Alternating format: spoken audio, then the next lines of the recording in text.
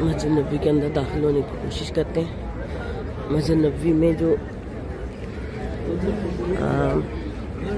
ریاض الجنہ میں 2 نوافل پڑھنے کی جو پہلے اجازت ہوتی تھی، ہر کسی کو ہر وقت پڑھ سکتا تھا جب اس کو موقع ملتا تھا، اب اس کا بالکل پیٹرن چینج کر دیا گیا. اور اس کی وجہ سے مجھے مردوں کو اور خاص کر ہماری پاکستانی عورتوں کو دیکھ کر بہت زیادہ دکھ اور پریشانی کا سامنا کرنا پڑا. کیونکہ دیکھیں ان لوگوں کی مجبوری ہے، سعودی حکومت کی، سعودی ایڈمنسٹریشن کی، کہ یہاں اتنے لوگ آتے ہیں اور دوبارہ سے آتے ہیں، تو they have to manage all these things. تو پھر انہوں نے وہ آہستہ آہستہ ہر چیز ڈیجیٹلائزیشن کا دور آ گیا. ہمیں اس چیز کو انڈرسٹینڈ کرنا ہے. لیکن ایک جو بہت دکھ اور تکلیف کی بات ہے وہ یہ ہے کہ ہم اور بھی ملکوں کی عورتیں نظر آ رہی ہیں، تاجکستان کی، ازبکستان کی، ترکی کی، ایران کی، افریقہ کی، انڈینز اور پاکستانی عورتیں اور بنگلہ دیشی عورتیں، وہ بہت ہی زیادہ کم علم، ان میں کم علمی کی انتہا ہے.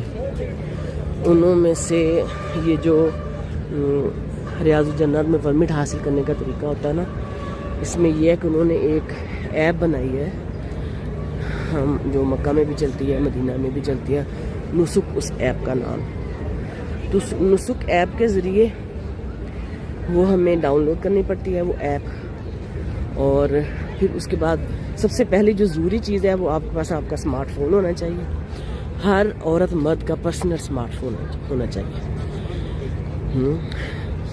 جو کہ ہمارے ملک میں بہت سارے لوگ اپنے بچوں کو اب اس لیے نہیں لے کے دیتے کہ اسمارٹ فون سے بچے خراب ہو جاتے ہیں. تو اس بات کا مجھے جواب یہ دیں کہ کیا جب اسمارٹ فون نہیں ہوتے تھے تو لوگ بد کردار نہیں ہوتے تھے، لوگ اچھے نہیں ہوتے تھے؟ تو یہ اسباب ہیں، دنیاوی اسباب ہیں، اور دنیاوی اسباب کو اللہ تعالیٰ نے، ہمارے دین نے کہیں بھی اختیار کرنے سے منع نہیں کیا.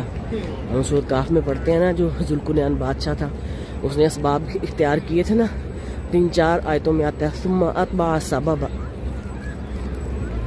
پھر اس نے اسباب اختیار کے اسباب کی پیروی کی، یعنی اس کے بعد جو چیزیں موجود تھیں اس نے ان چیزوں کو استعمال کیا، اور استعمال کر کے اس نے دیوار بنائی اور ان لوگوں کو بچایا.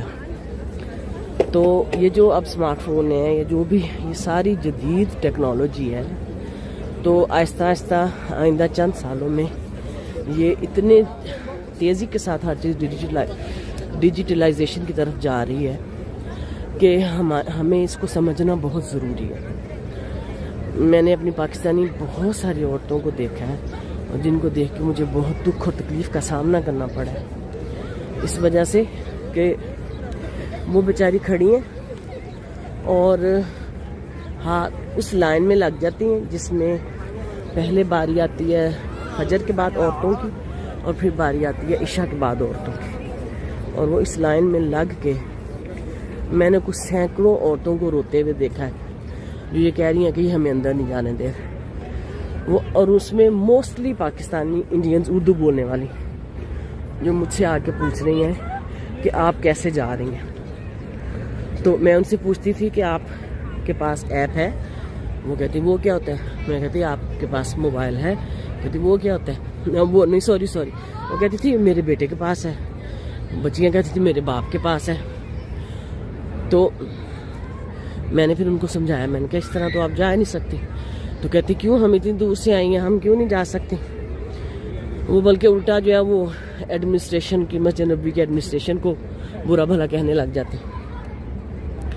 تو دیکھیے یہ چیزیں جو ہے نا چند ایک، ان کو یہ اللہ تعالیٰ کی شاعر ہیں، یہ اللہ تعالیٰ کی نشانیاں ہیں. خانہ کعبہ اللہ کا گھر ہے اور اللہ کے نبی کا روزہ ہمارے لیے مقدس مقام ہے.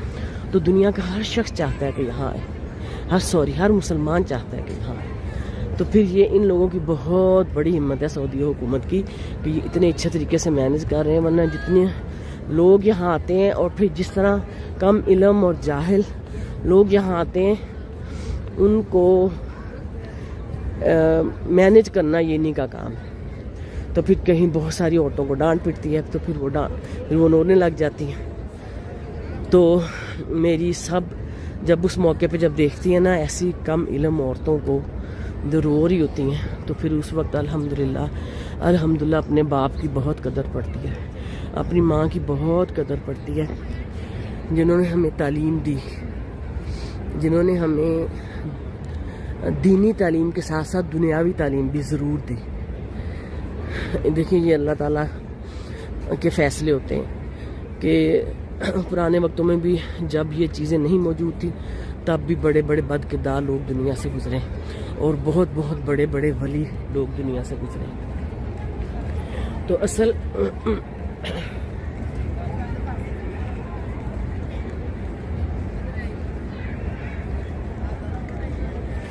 اصل جو ہے وہ آپ کا اصل میں آپ کا اپنا کردار ہے کہ آپ کیا کرتے ہیں۔ تو ہمارے ماں باپ نے ہمیں تعلیم دی، بھائیوں نے سپورٹ کیا، پھر ان کے لیے الحمدللہ دل میں محبت بڑھتی ہے اور پھر رشک آتا ہے ان پہ، اور پھر آگے سے خامدوں نے ہمارے جو پڑھے لکھے ہمارے خامند سپورٹ کیا، اور پھر جو تعلیم ملی تھی الحمدللہ اس کو، وہ جو تعلیم ہوتی ہے آپ کی وہ آپ کی ہر جگہ استعمال ہوتی ہے۔ تو بہت ساری عورتوں کو میں نے ایپ بتائی ایسے کرنا ہے ایسے کرنا ہے، تو لیکن میرا دل کرتا ہے کہ میں اپنے پاکستانی بھائیوں سے، مسلمان بیٹوں سے، مسلمان باپوں سے کہوں کہ پلیز پلیز خدا را اپنی عورتوں کو ایجوکیٹ کریں، اپنی عورتوں کو تعلیم دیں، اپنی عورتوں کو اتنا پیچھے مت رکھیں۔ اس ملٹی کلچرل جگہ پہ آ کے جب آپ دیکھتے ہیں نا تو سب سے زیادہ کم علم اور سب سے زیادہ جہالت ہماری عورتوں میں ہے۔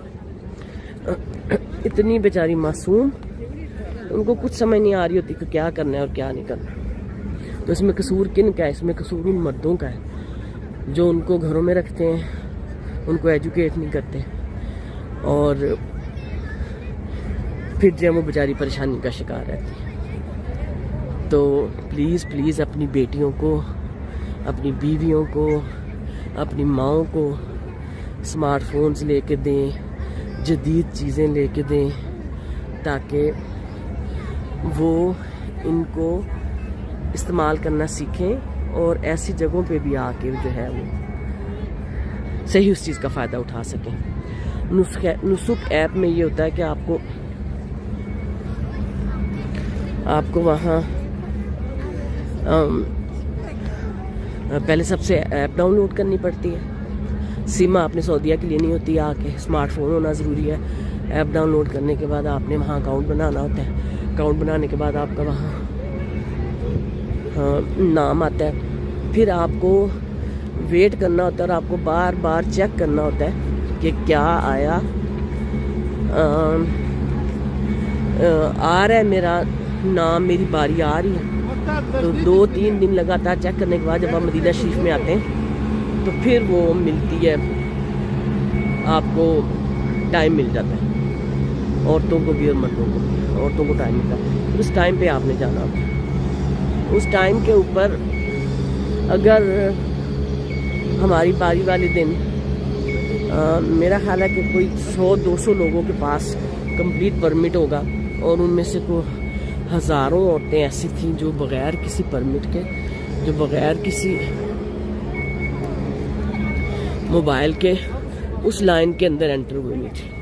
اور پھر جب ایڈمنسٹریشن کے لوگ، ان کے جو شرطا ہیں یا جو ان کے پولیس مین ہیں، وہ سارے جب ان کو روکتے ہیں، وہ ان سے ایپ مانگتے ہیں، وہ ان سے پھر ان کو پیچھے دھکیلتے ہیں،